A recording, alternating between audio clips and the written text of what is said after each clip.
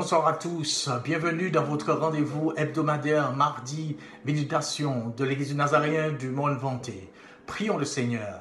Seigneur, tu es le berger, tu es le conseiller, tu es celui qui nous conduit, tu es l'ami fidèle et tendre, celui qui apporte tout ce dont nous avons besoin sur nos vies. Nous te remettons ce moment entre tes mains, nous te demandons que ta parole puisse nous donner à grandir et que tu nous transformes avec ta parole. Bénis-nous tous et fais-nous du bien.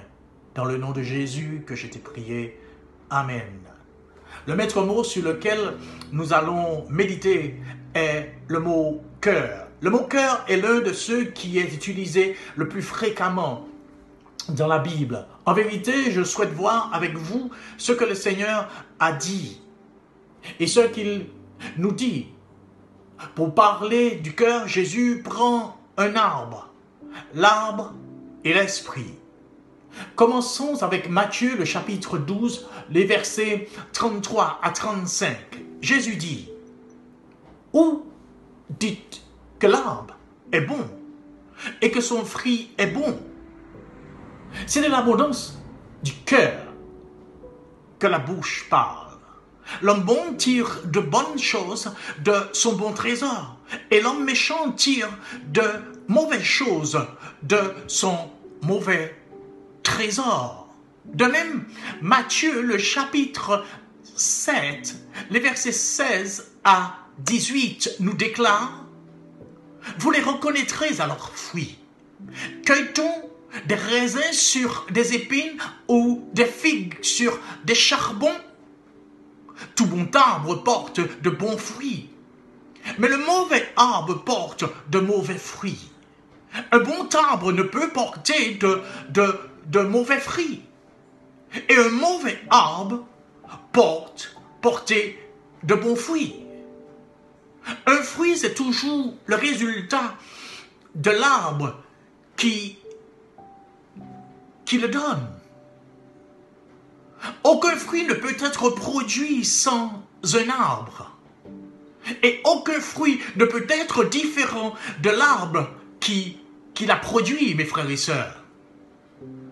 Le Seigneur utilise cette figure qui porte du fruit et la conséquence et une ressemblance directe avec le trésor présent dans son cœur. Un bon cœur produit de bons fruits et un cœur malfaisant en produit des maléfiques, de mauvais fruits.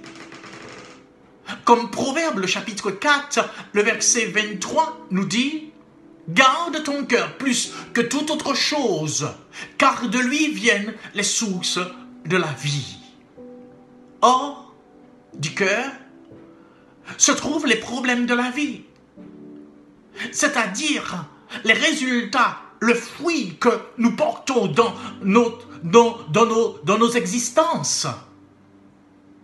Par conséquent, le cœur et ce qu'il contient détermine le fruit qui en sort. La parole est le fruit. Ayant vu que le produit que nous portons dans nos vies dépend du trésor conservé dans nos cœurs, nous allons voir le bon trésor qui est approprié à celui-ci, à ce fruit. Pour commencer, rendons-nous dans Proverbe, le chapitre 4, le verset 20. Il est bon que nous prenions de quoi noter les versets parce que nous pouvons retourner dans ces versets pour vraiment méditer la parole. D'ailleurs, c'est le but. Donc, Proverbe chapitre 4, verset 20. Dieu nous explique, tel un père, « Mon fils, ma fille, puisque nous sommes tous des fils et des filles, sois attentif à mes paroles, prête l'oreille à mes discours, qui ne s'éloignent pas de tes yeux, Garde-les dans le fond de ton cœur.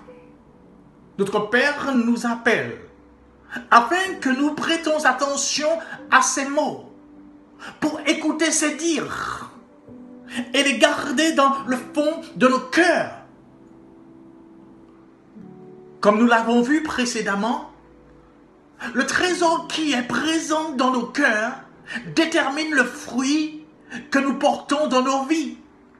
Ceci est également vrai pour la parole de Dieu qui porte également le fruit lorsqu'elle est gardée précieusement dans nos cœurs. Le verset 21 nous décrit le type de fruit qu'elle donne.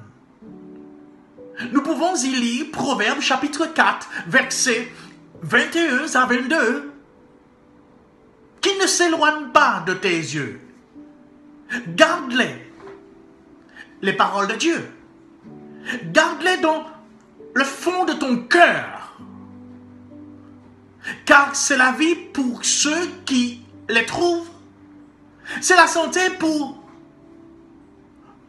tout leur corps.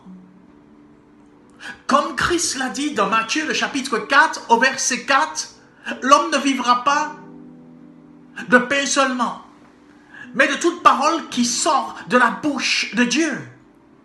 Il est impossible à l'homme de vivre sans la parole de Dieu. Mais pour porter des fruits venant de la parole, il doit la conserver dans son cœur.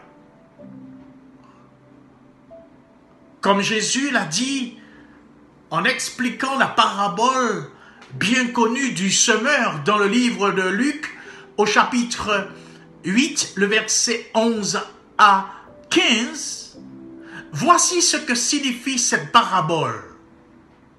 La semence, c'est la parole de Dieu.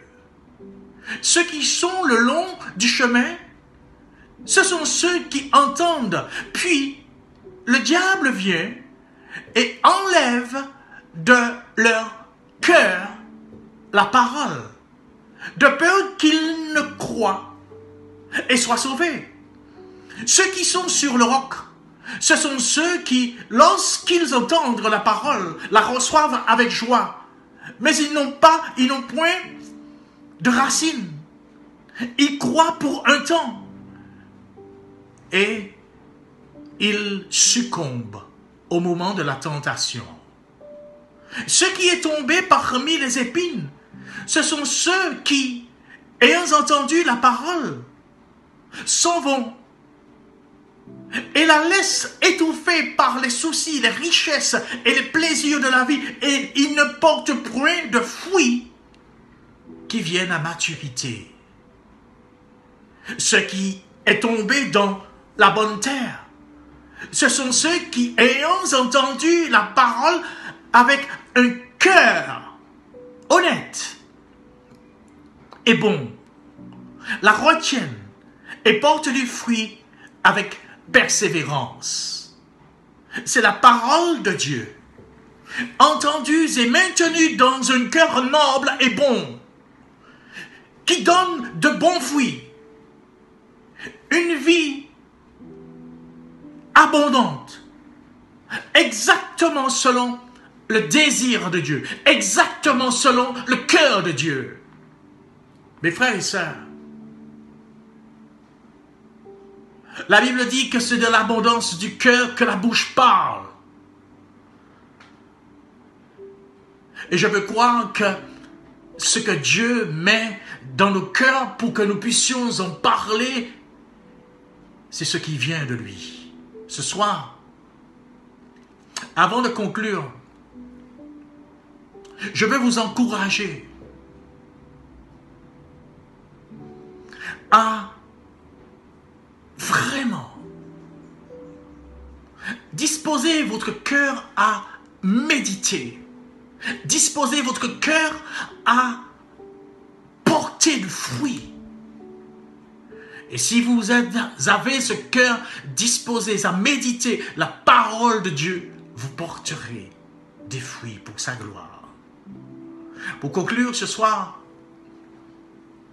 Jésus enseigne dans le livre de Jean au chapitre 10, le verset 10. Le voleur ne vient que pour dérober, égorger et détruire. Moi, je suis venu afin que les brebis aient la vie et qu'elles soient dans l'abondance. Dans l'abondance. Et je crois que quand nous appliquons nos cœurs à obéir la parole, oui, nous portons du fruit. Prions le Seigneur. Seigneur, merci pour ton peuple. Merci pour ta parole. Je prie que ta parole puisse vraiment porter du fruit dans les cœurs. Je prie que l'abondance de tes fruits, Seigneur, soit dans les cœurs. Et que le cœur qui a faim, le cœur qui a soif, le cœur qui a besoin de toi puisse s'ouvrir. Le cœur qui ne te connaît pas puisse te dire, me voici ce soir, viens et prends la place. Bénis-nous et fortifie ton Église, fortifie ton peuple, que ta parole puisse frayer le chemin dans les cœurs. Et que ceux qui n'ont pas encore fait la paix avec toi puissent, Seigneur, trouver le fruit dans une communion parfaite avec toi, dans un cœur à cœur, dans le nom de Jésus. Amen. Que Dieu vous bénisse, que la bénédiction de Dieu demeure sur vos vies. Et si vous ne connaissez pas encore le Seigneur, il y a cette prière que le Seigneur te demande tout simplement. Il te demande de te convertir et de te repentir. Si tu ne l'as pas encore fait, ce soir, ouvre ton cœur. Dépose tes péchés. Demande-lui de pardonner tes péchés. Il entrera dans ton cœur. Et si tu as fait cette prière sincèrement, tu es un enfant de Dieu. Que Dieu te bénisse. Bonne soirée.